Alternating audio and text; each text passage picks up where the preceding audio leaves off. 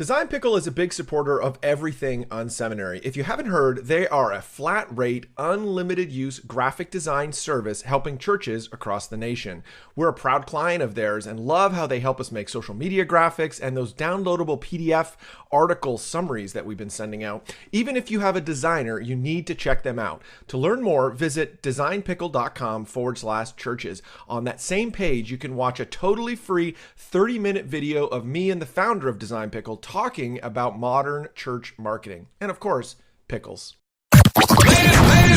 Welcome to the unSeminary podcast. Are you looking for practical ministry help to drive your ministry further, faster? Have a sinking feeling that your ministry training didn't prepare you for the real world? Hey, you're not alone. Join thousands of others in pursuit of stuff that we wish they had taught in seminary. Buckle up and let's get started with this week's unSeminary podcast. Hey everybody, welcome to the unSeminary podcast. So glad you've decided to tune in today, and you're going to be rewarded for this. I've been really looking forward to this conversation today. We've got Phill Christiansen from Canvas Church. This is a great church from the great state of Montana. So glad. I was saying to Phill before the call, I think this is the first guest after 200 episodes of someone from Montana. So excited to have you on the show today, Phill. Why don't you tell us about your church and about your role at the church?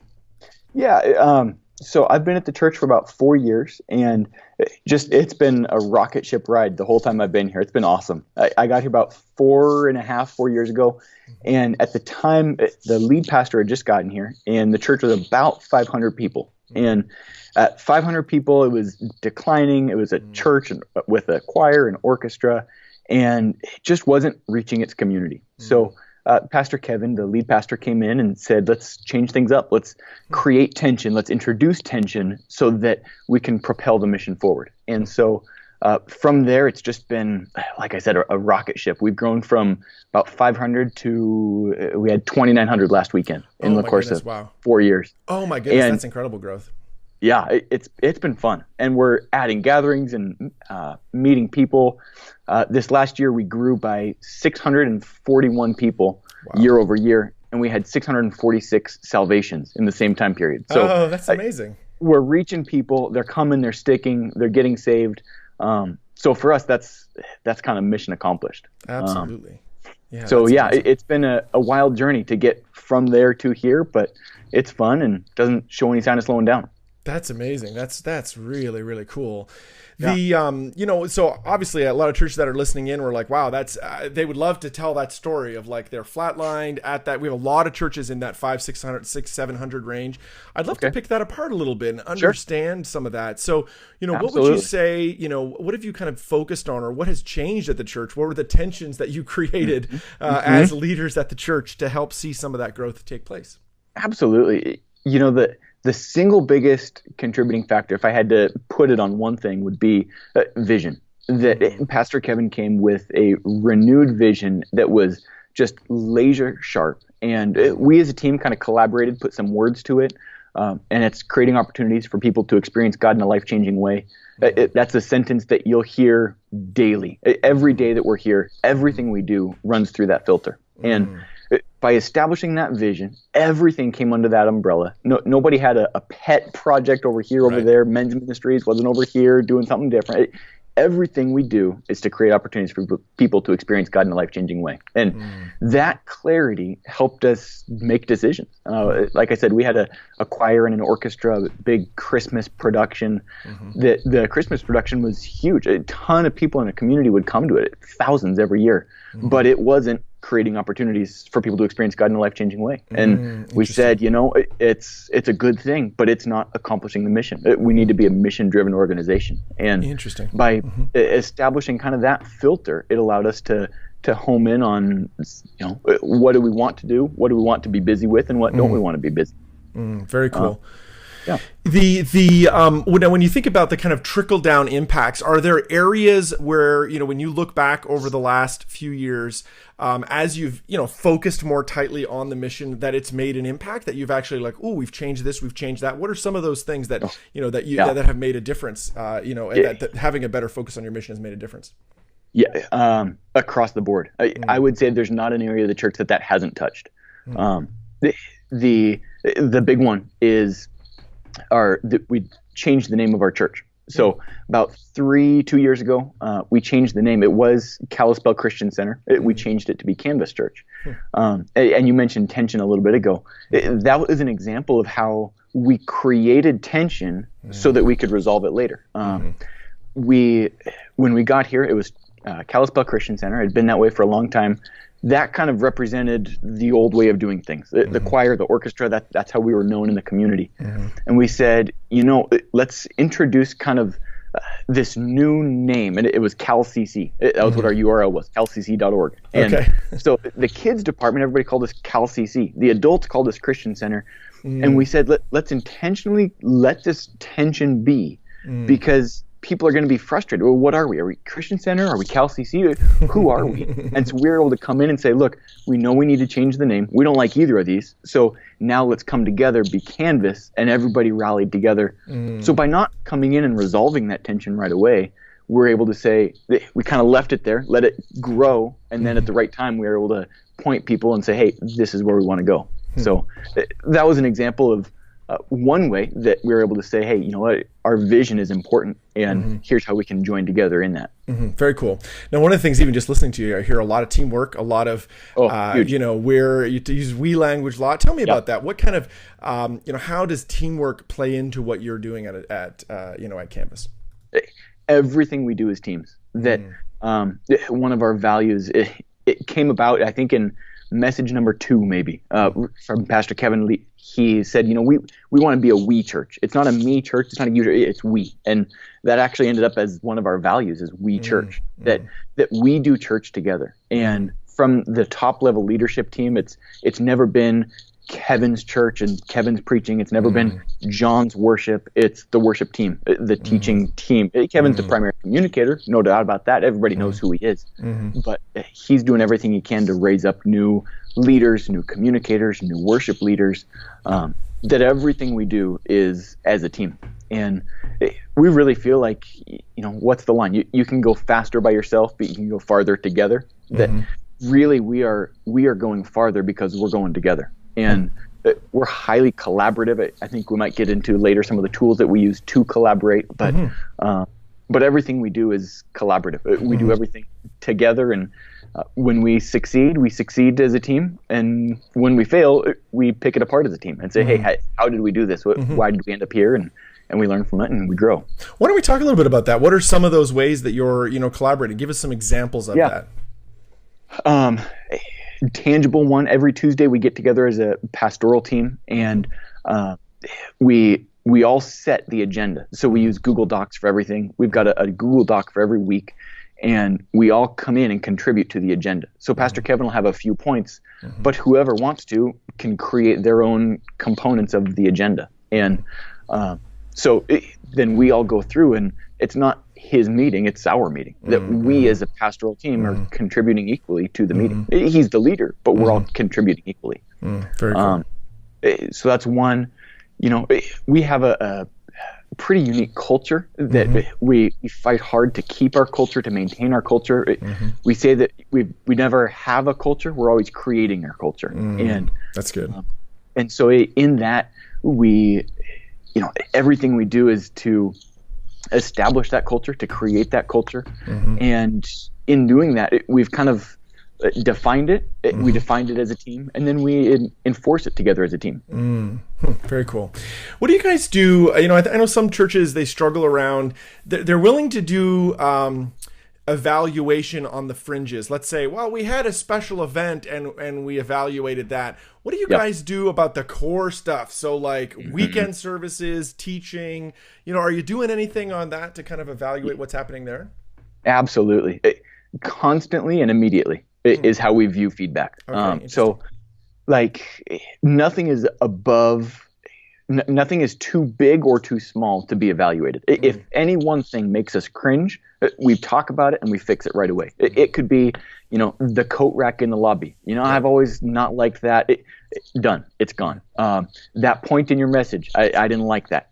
Done. It's gone. It's changed. Pastor Kevin, he preaches for the first time on a Thursday afternoon, and there's a whole team there to evaluate it. And so he says, I'm not above this evaluation. It really starts with him. He says that if we're going to have a culture that values collaboration, that values kind of working together, I can't be above the critique. So he preaches his whole message. The team comes back and says, hey, I liked this point. I didn't like that point. Let's revise here.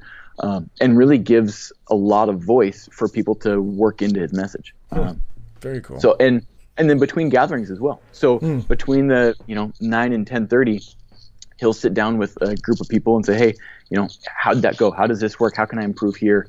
That it's constant, it's immediate, and then it's fixed. So it's in that there's not like evaluations every 6 months. Hey, that point that you did 3 months ago really wasn't good. It's immediate, and we're able to make mid-course corrections because of it. Absolutely.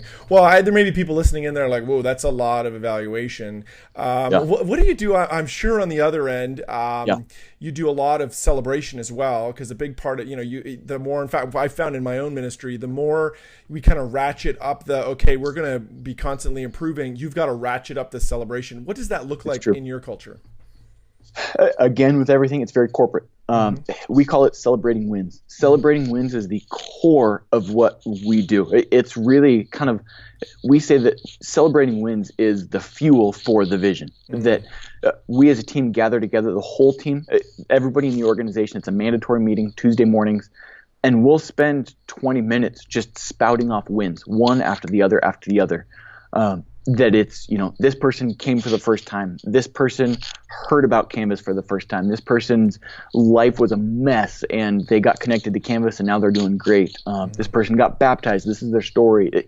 Just incredible wins from everybody in the organization, because everybody carries that onus that says, I am the church, that I don't just work here, but I am. And so as we're out doing life, as we're recording baptism videos, we share those wins. And the important thing about sharing those wins is that we don't just celebrate what happened in the past, but we celebrate what happened in the past so that we can look forward. So every win that we celebrate has to be attached to the vision, or it doesn't count. So, we'll say, hey, this person's got saved this last week. Well, it's pretty easy to tie to the vision because their life was changed. Or this person came to Canvas for the first time or got plugged in. How is that? Well, that's helping us create opportunities. That everything we do, again, ties back to that vision. And celebrating wins is a fantastic corporate way to say, hey, we as a church, we together are accomplishing the mission that we're setting out to do. Very cool. Well, changing directions a little bit. When you think about kind of your weekend services, what you're doing there, I know as you mentioned it earlier, you talked about how you had kind of like a big, Christmas thing. I know a lot of churches will do kind of big days or big special days. How has that, how does that impact what you do on the weekends? What does that look like for you guys? Yeah. For us, everything is about the weekend. Okay. Everything we do is about the weekend. And, that was one of the key drivers of kind of that turnaround right at the beginning. We said that non-negotiable, we will be all about the weekend. Every weekend is game day. It's why we do everything. We staff that direction. We put all of our resources into the weekend. And kind of the three big pillars of that are worship, word, and kids ministry. That we will have relevant Bible teaching. That when you come in, the Bible is preached, and that it will change your life. That worship is engaging, it's powerful, it's dynamic. And kids ministries, we are a family-minded church. That we love kids. We are known in our community. If you've got a family, you got to be at Canvas. That what we've got going on for kids is phenomenal. So we've said that no matter what we do, where we go, what it looks like, those three pillars will always be in place, because worship, word, and kids ministries is at the core of what we do. Very cool. And then from there, we said every weekend is going to be consistent. We were defined a little bit by, we had this special music this week and we had this special speaker that week. And we were always doing something special that after time, this special kind of wore off. And we said, no, every weekend is a great weekend to bring your friend. If you don't know who Jesus is, it's a great weekend to come. If you've been a Christ believer your whole life, it's a great weekend to come. That when you come, it doesn't mean we're going to sing the same songs every weekend, but it's going to feel the same. You know what to expect when you walk in. And that really built a lot of confidence. As we were turning around the church, as we were making a lot of changes, we'd encourage people, hey, invite your friends. And they would because they knew what was going to happen. They knew that it was going to be a great experience, Worship Word Kids Ministries, and that week after week it was going to be the same thing. So that really built confidence in people to invite their friends. Yeah, at that point, it was good. Just exponential. Yeah, that's very good. I think that's a subtle, a subtle thing I just want to underline here. I know in our church, as we've been growing, a part of, and as I've led, churches that have grown, there's this, I think sometimes we talk about the value of excellence in our weekend services. And although that's important, I think it's important to do an excellent job. I like what you've hit on with consistency, because I think actually consistency, I think, is actually a bigger deal than excellence, because when you think about all our churches grow because people invite their friends. All our churches grow because someone tells their friend they should come. If I tell my friend, when you're going to show up this weekend at Canvas, they've got great kids ministry, and they've got like a killer band, and like great worship music and great teaching. And if I ask them like, oh, tell me about the music, what's that like? And they explain, like a great band or whatever. And then I show up to Canvas, and that weekend you have an orchestra. And it's like 100-piece orchestra, and it's amazing quality. Like it's not bad. It's actually really good quality. I've created attention because I've now not missed I've missed the expectation. Absolutely. It's not actually an issue of quality. It's an issue of consistency. Absolutely. And it's interesting you say excellence. That's a line we use a lot, is the difference between good enough and excellence. That for us, we define good enough as the end user. So the end user defines the good enough line. And we use this language all the time, that somebody walks in and they define what's good enough. That if they cringe, it's not good enough. Right. But so often we'll spend so many resources going from good enough to excellent that they don't know the difference. A perfect example is we did a recent remodel, and it was a few $1,000,000. And in the remodel, we were running over budget in the design phase. So we said, well, we have to cut something. And we had this elaborate wooden pallet ceiling thing, and it was going to cost a ton of money. And we said, we could put a couple of pallets suspended, paint the rest of it black, and we'll get the same feel. Whenever people walk in, they don't look up and think, man, that should have an elaborate wood ceiling that has all this and that. They walk in and say, man, this place is beautiful. Yes. They don't notice what could have been excellent, but we can take that few $1,000s and put that better elsewhere because it's good enough.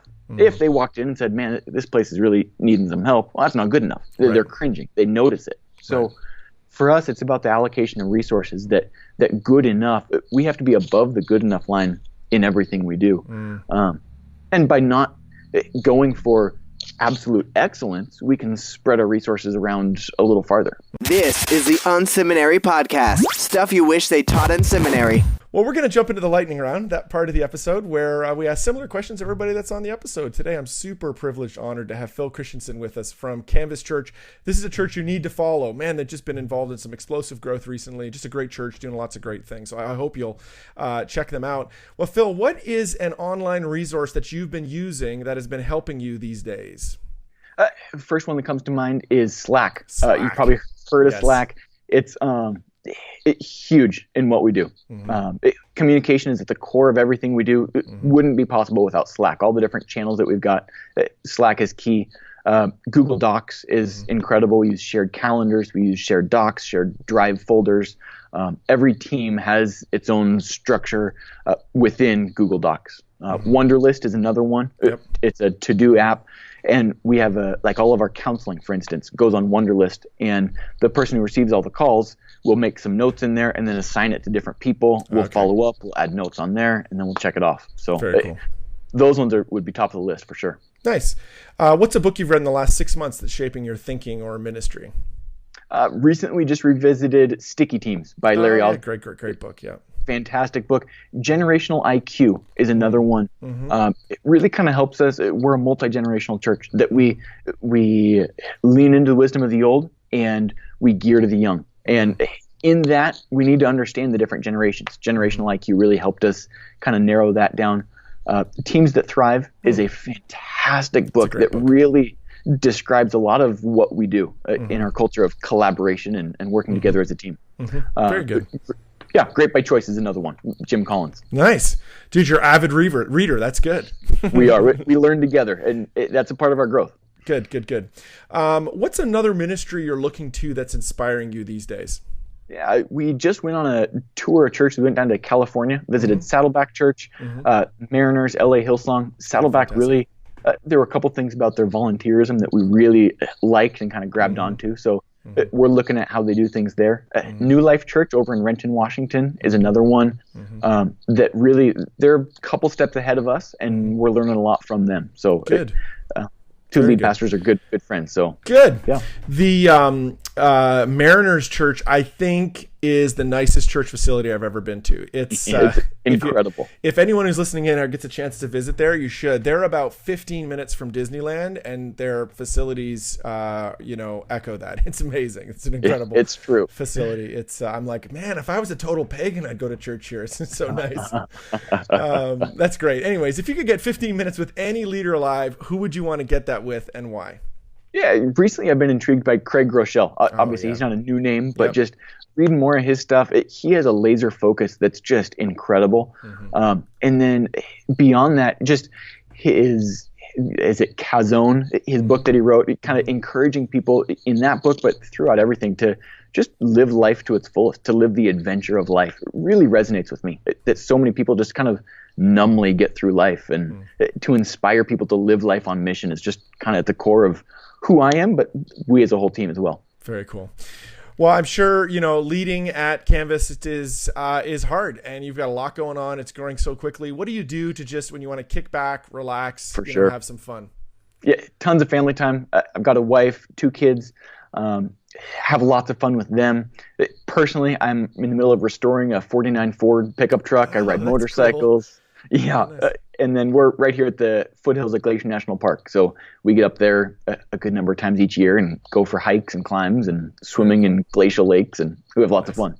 Cool. That's great. That 49 truck, that's pretty cool. How long is that? Is that going to be like a 5-6 year project, or are you thinking shorter than that? Probably. I picked it up this last year. It was sitting in a guy's garage for 37 years. Oh, my goodness. Wow. I got it running at the end of last year, and so now I've got to go through, and it doesn't have any brakes. I hear you want brakes before you can get it running again. Nice.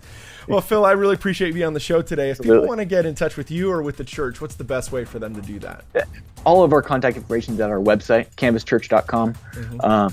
And all of our emails and phone numbers and all that is there. We're also on Facebook, Twitter, Instagram, all of those. But primarily our website, canvaschurch.com. We've got some good stuff going on. Great.